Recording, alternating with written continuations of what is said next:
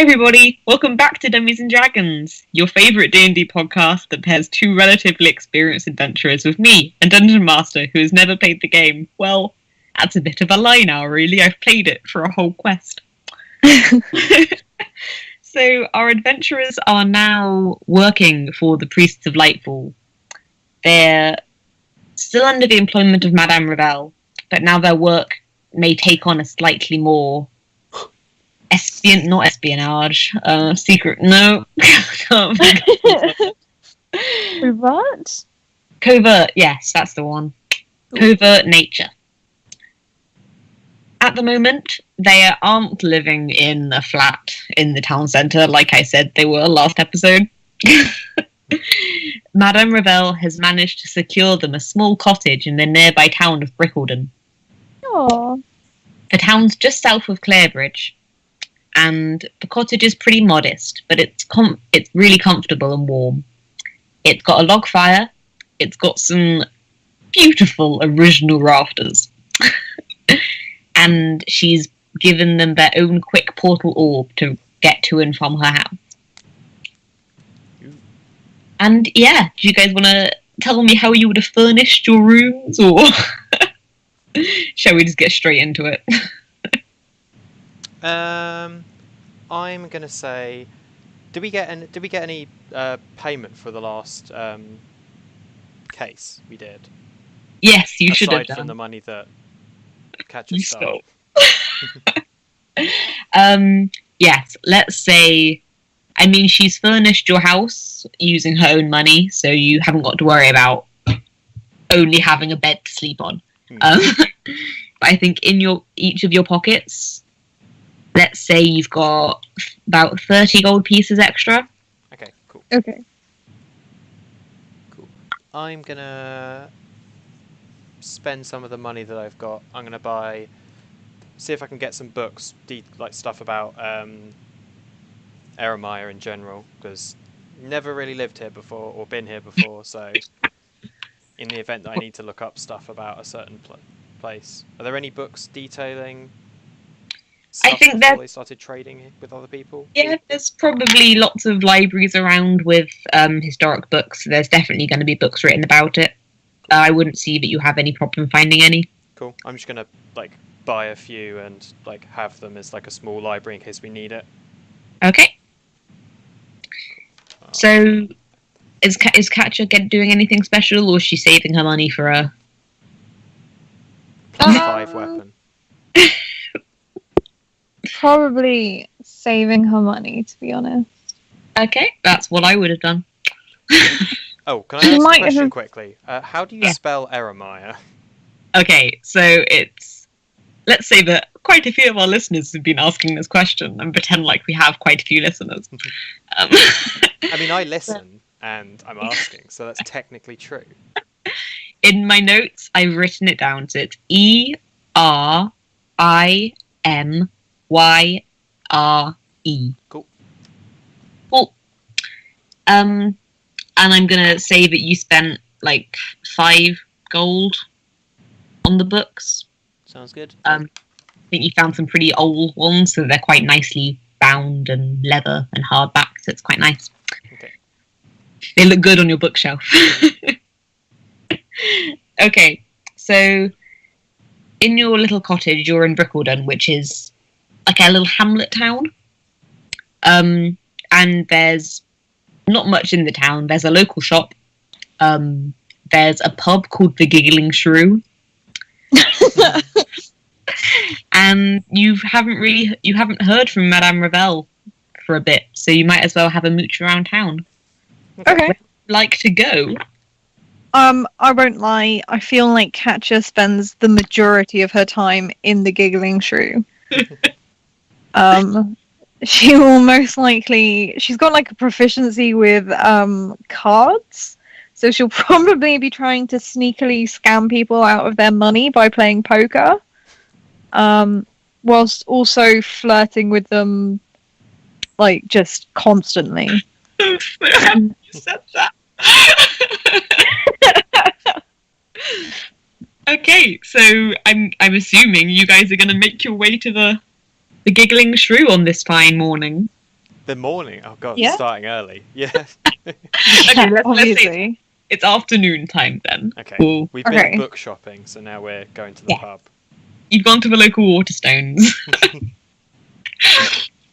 Okay, so the Giggling Shrew is an inn, and it's a large single-story building. Mhm. It's timber framed and has a smart yellow tiled roof, and it's filled with well-crafted wooden tables and chairs, and it's really cozy. Cool. It does have bedrooms out back, and they've got several small rooms with comfortable beds. The destination is really popular among the bed and breakfast crowd. So it's very homely. They get lots of hikers and walkers and things coming through. And it's family run.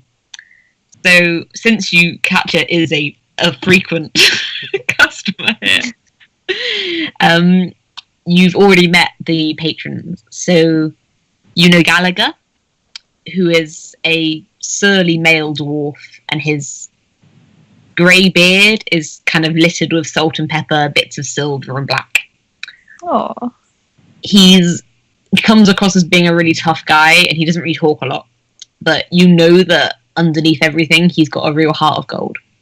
Okay. He's married to a woman named Ruby. She is a human, and his wife. She's got pearly white hair, and she is everything a grandma should be. And they have a little girl.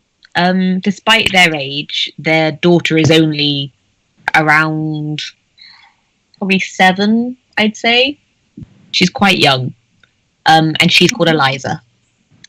She really wants a cat, but Ruby keeps telling her no. You've talked to Gallagher about it before, and he's kind of mentioned that he quite like a cat too. You think maybe he's got a bit of a soft spot for kittens. And yeah, they are your local inn owners. Oh. So you're outside the Giggling Shrew. Enjoy yourselves, I guess. What are you gonna do?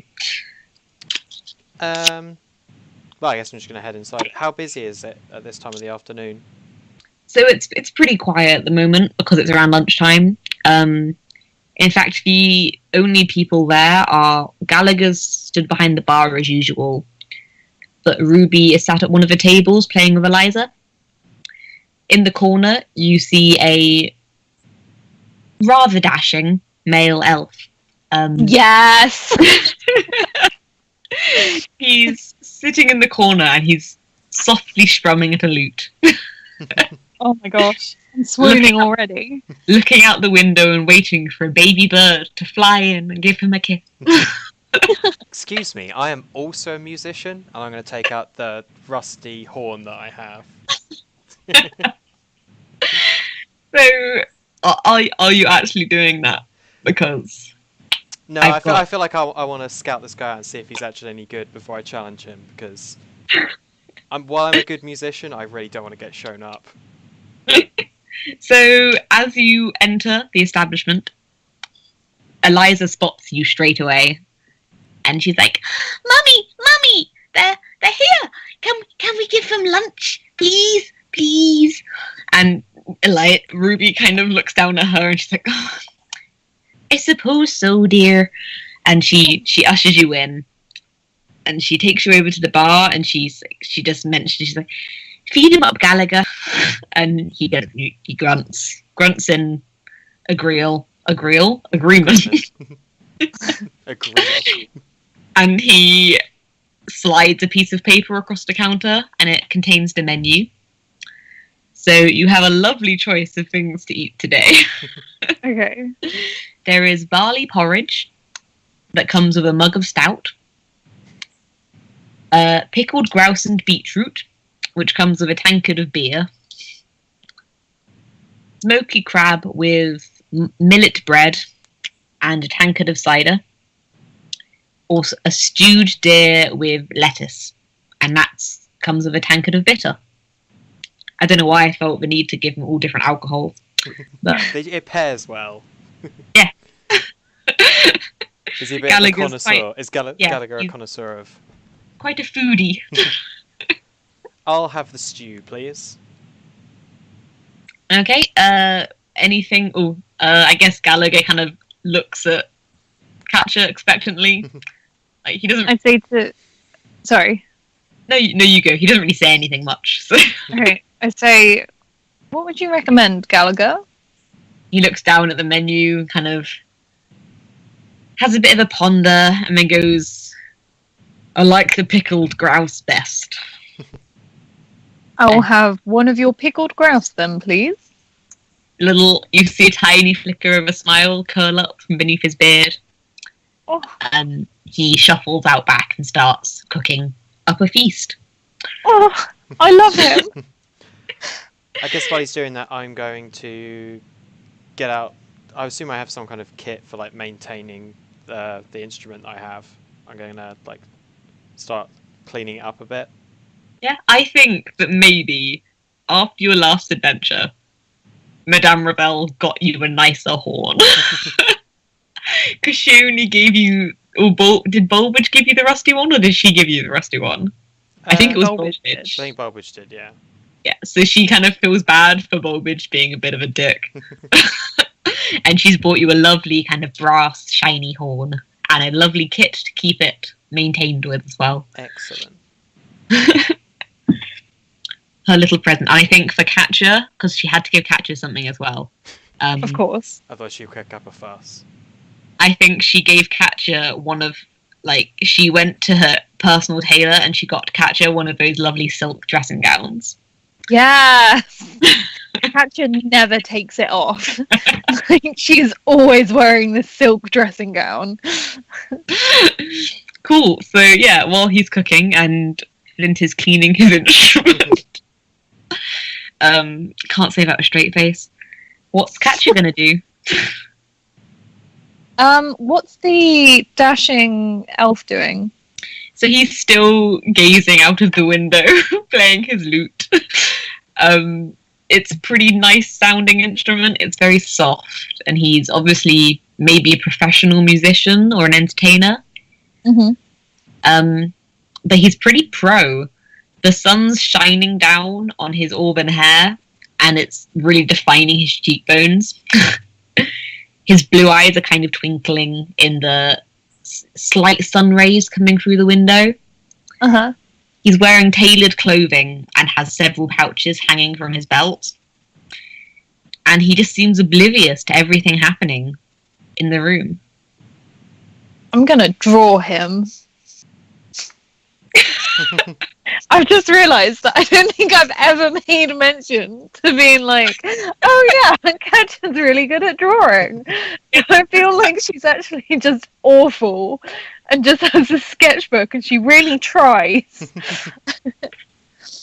Okay, so Katja's gonna draw her new handsome elf friend. Can you But as I please say, roll like- for how good it is? I really, really Yeah, want I to roll, really like, want two. to do that. Okay, Okay. I want you to roll me. I don't know what to. Maybe perception because you're looking at him. Not even that, just like a D20 to see like Yeah, 20 roll is the a best D20, drawing. yeah, see how good it gets. Sorry? Yeah, roll a d20 and we'll see how good it gets. Okay. No way, is that a 1 or is that a 7? Okay, no, that's a 7. Okay. It's still not great. It's not great at all. It's below average. Let's just say that if it was a police sketch, they wouldn't catch him. Oh. But like, I'd like to comment that there's just so much like love put into it, and you can really feel that. So even though it's kind of terrible, you can just feel the radiating love from it. And sorry. As you're sat there drawing him, he notices, and he kind of looks over at you and smiles dashingly. And he stands up and walks towards you to see your drawing. I hide it from him. Wait, thing is, do you know that it's terrible? Or do you believe that it's genuinely a masterpiece? No, I feel like I know that I am still a beginner. And, like, I obviously am aware that I need to improve. But I don't know. I'm still proud of it, probably. So he looks at you and he just says, "Oh, I can't. I have his voice written down." And I wanted it to sound more like Mr. Darcy than it's going to sound like. Okay. So I'm going to go the opposite, and I'm going to make him, like, totally, totally posh, and it's going to be, like, it's fantastic. Okay. So he walks over and he's like, "Darling, you must let me see the drawing. I insist." No, really. You're very beautiful, and it will never do you justice. But anything drawn by a hand as graceful as yours must be wonderful. I don't respond. I just giggle, like, incessantly. I am, like, at the bar, just quietly gagging. So he looks over at your retching noises, and then back at Katja, and he says, I don't believe I've seen your fair face around here before, my love. Whereabouts do you hail from? I mean, are we talking originally, or just today, or I mean, you're what? not from Spiritually. Eremiah. I could have No. sworn you were the gift itself. No, that is very sweet of you to say. Honestly, I am blushing. No, I'm not from Eremiah originally. Then you were from the heavens. Gee. This is so much, like, honestly. I had so much fun writing this guy. I just look at him and I say, what brings such a handsome fella like you to these parts? Why, I am Sumi. I am the entertainer of the East. I am here to spread my music and make my name. And he kind of looks off into the distance dramatically. I take his hand and I kiss it and I say, it's a pleasure to meet you, Sumi. This time he blushes a little bit. Yes, success. He doesn't seem to be used to people flirting back with him. So he gets a little bit embarrassed and flustered when you kiss his hand. Hmm. And then he just announces, I think I will have a bowl of your porridge, dear barkeep. And Gallagher kind of grunts from the kitchen in acknowledgement. And then Sumi turns back to you and just says, if you request my assistance in any way, I'll be in my seat. And then he wafts away.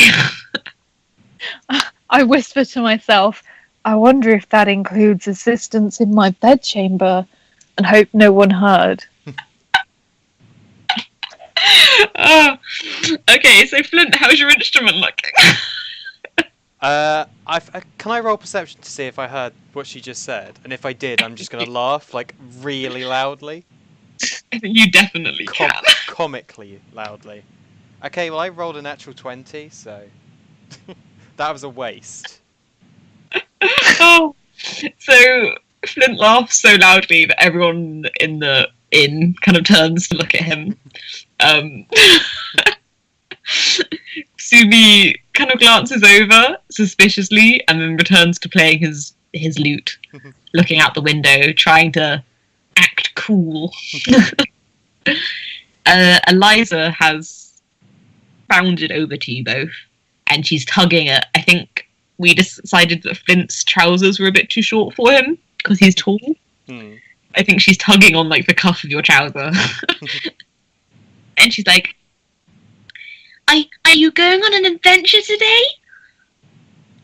Possibly. I'll probably after we've had some lunch, though. Will you come back and play with me after the adventure? Yeah, sure, definitely. And she seems to genuinely love your company. She's not put off by the fact that you're a tiefling. She doesn't seem to mind that you have horns or that your skin is purple. Oh, that's She the is- thing. Do people in the rest of the town have like a bit of an issue with that, or is it okay? I think generally it's okay because Eremiah has opened its doors to everyone. But I think some of the more religious types are still a bit like a bit demonic. Okay. Just a little bit. So any priests or any monks or anyone you meet might be a bit suspicious of you. Yeah. But no one's outwardly racist. Cool. It's a hush hush subject. But I think the fact that this little girl seems to have so much admiration for you really kind of warms your heart a little bit inside. Because maybe where you were from in the past, you didn't have this warm reception with everyone. So yeah, you kind of like become her surrogate uncle. Oh. Oh, she's gonna die. No, I'm joking. I was just thinking I didn't want to say, are you literally just introducing this character and endearing her to us just to kill her? I'm not normally in my writing. That would be why I'd be endearing her to you. But I just feel like you deserve someone now that Katja's got Sumi. But yes, okay. Off of that tangent, I think that Gallagher has returned with your food, and maybe Ruby has ushered you over to her table to sit down and have a good old gossip. Mm-hmm. So she kind of looks at you both and she's like, so, any word from Ravel? No, nothing. Not since we. Nothing recently, no. not since Oh, we've well, at checked least in. she's keeping you well paid, I guess. Yeah. Yeah, let's check. The money keeps coming in. Will keep coming in, I assume. Till we're. Yeah, how much do we owe you for this food, by the way? Oh, that'll be, what is that? The deer and the grab, that'll be 22 copper pieces, I think. Cool. Yeah, I'm sure, yeah, let's call it 22. Just out of character, how Yep. many copper pieces in a silver piece? I have no idea. I don't think I have ever played D&D and broken down money further than like gold, but we'll see. Alright, Pepsi. calm Let's down. say there's I have no idea. There's 10 pieces in each. So there's 10 pieces of copper and a silver, 10 pieces of silver and a gold. Okay. Make it easy for us. So yeah, I'm guessing you guys are paying her. You're not going to try and steal from Ruby. Oh, no. I'm going to give her 3 silver pieces, so there's like a bit of a tip there as well. Nice. She looks at you and she smiles. She's like, "Oh, you know how to take care of us, don't you, dear?" Of course. And she sits with you while you eat, and she kind of, you tell her about your last adventure. You leave out the parts about the secrets. Yeah. Yeah. You tell them all about the wrestlers, and Eliza seems fascinated by characters such as Rowinka, and she says that she wished she could have known Jenny, and she's just enthralled by your lives. This little girl hasn't known much adventure in her life, so knowing you two is like knowing a celebrity as far as she's concerned. I would die for her. Just So- put it out there. As you finish up your food, Gallagher turns up at the table and clears your plates. And as he does so, Ruby looks up at him and she asks him, "So, have you heard from Doug recently, Gallagher?" Or Sweetie, whatever she calls him. And Gallagher shakes his head and shrugs. And Ruby says, "I hope he's not getting into too much trouble up there in the manor. But he needs that job, you know." Who's As Doug? in- So she looks at you. She's, "Oh, it's Gallagher's brother. He works as a stable hand up at the manor house. I'm sure he's fine. He just seems to be a bit unsure of his job at the moment." Oh, what's going wrong? I don't mean to sort of stick my nose in where it's not wanted, but is everything okay? We don't really know much about it. I think it's a matter of downsizing the staff. Since the lady of the manor passed away, it's been all I can't think of the word. They've been putting on lots of exhibitions, and I think it's just they haven't got much call for horses anymore. Okay. Okay. It seems to be pretty legit reasons. Gallagher shrugs and mutters something about letting Doug stay with them if things go tits up. Okay. He uses the phrase tits up. And then he potters back into the kitchen. And Ruby mentions to you that the local shop recently got in a bunch of potions. And she thinks it might be a good idea if you guys stock up, because last time she saw you was just after you'd been... Well, when she first saw you was just after you'd been in your fight with Bulbage, and she doesn't want you getting that beaten up again. Okay. Okay, that's a good idea, actually. Yeah, have you got anything? Do you want to say anything else to anyone, or are you going to head to the local shop? I guess we finish off. I'm going... Wait. Yeah. I'm going to write my address on a piece of paper and sort of slide it to Sumi and say, send me a raven sometime, and then just walk off. Okie dokie. So that happens, and he kind of smiles at you and nods, and then as soon as you turn your back, you turn your back, he's like bricking it. Like, oh my god, a girl gave me her number. And he is ecstatic. And yeah, you turn and you leave the inn. You wave. I think you wave goodbye to Eliza before you go. Oh yeah, of course. Yeah, you say goodbye to everyone. You don't just leave. And you head up to the local shop. As you reach another timber frame building, it's a pretty Tudor-esque hamlet you got going on. Mm-hmm. This one has a kind of a blue-grey slate roof, and all of the shelves are very well made. The yard outside is littered with lawn ornaments, and it seems to be quite a kitsch little shop. Inside, a half-elf female sits behind the counter. She's fussing with her hair in a mirror, and she doesn't really notice you come in. Yeah, do you want to look around the shops, or do you want the shelves, or do you want to ask her, or what's your plans, Dan? I guess I'm going to see what sort of stuff they have on the shelves, and I want to look at the price tags for it, because I'm not sure how much they're going to cost. Yeah, neither am I, apparently. Okay. So, I don't know why I didn't write prices down for this bit. Okay. On the shelves, there are a variety of things. Nothing's really in batch. There seems to be... It almost looks as if they got these things in because some adventurers moved into town. Okay. Oh, okay. And they're prepping stock for this new flow of income they're expecting. Cool. So on the shelf, you've got a basic potion of healing, which is contained in a small crystal bottle. Mm-hmm. There's a trident of fish command, which is kind of propped up inside a umbrella stand. Okay. And it looks like it sounds really grand, but it looks like a fork. I like the idea that it's really small as well, so it's like actually fork-sized. Yeah, it is fork-sized. Okay, cool. It's kind of stuck in there with a price tag around it and a name tag. Yeah.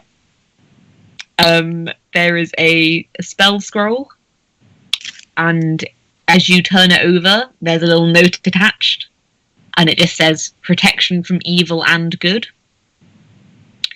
And there is a potion of greater healing, but it's in kind of like an older looking bottle, so you don't know how long that's been in existence.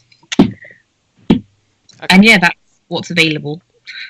Well, when I leveled up, I gained an extra second level spell slot, and I've got Cure Wounds at the moment, so I think we might be okay for healing, because Okay. Yeah, I can do, as a first level spell, I can do 1d8 plus 5 healing, and I can do that 4 times. So that's Okay, good. cool. I think It's we're me. okay for healing. Were you at all Okay. interested in the trident thing, or? I kind of am. I won't lie. How much is it? Ah! Let's say, because it is a legit item, Uh-huh. that I am dulling down slightly because I thought you guys could use some fun. Okay. Let's say that it's going to be about 20 gold. Yeah, I buy it. I don't know how. What's this shop actually called? Yep. This shop is called the. So you got the Giggling Shrew is the pub. Mhm. Let's say this one is called the Muddled Mammoth. Okay, cool. Your friendly neighborhood corner shop. It has all sorts of odds and ends. It's got like stuffed, not even stuffed, like taxidermied animals, and it's got some old hats that are pretty dull looking. And yeah, it's just got all sorts of bits and bobs in it. But the main items are the ones I told you about. So yeah, are you guys buying? You're buying the fork, so that's 20. Yeah. How much did I say you got paid from the last one? It was 30 gold pieces, wasn't Like it? 30? Yeah. So that will take you down to 50 gold pieces altogether for Katja. I think so, yeah. Doing some Yeah. yeah. And Flint's not going to get anything. No, I'm not going to get anything. I'm alright at the moment. Okay. So, Katja, you head up to the counter because this female elf has still not acknowledged your existence. And you put the fork down, and as you do, she kind of like leans back in her seat and she's like, "Whoa, be careful with that thing."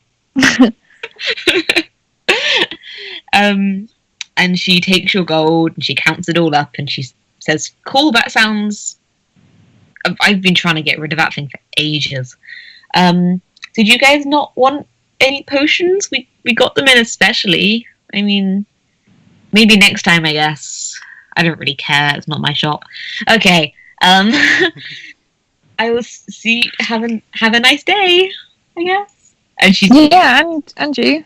really fake retail smile and sends you on your way. And as you're exiting the shop, you notice each other's gem phones, copyright pending, are glowing slightly. Okay. How far are we from our house? I think you're about 5-10 minute walk. Oh, okay, no point then. I guess we just go to like, I don't know, like an alleyway or something like that. Just something so we're not like out in the open talking, Okie dokie. just in case anyone walks by. So you head into a little nook in the town, and whose necklace are you gonna answer? Mine.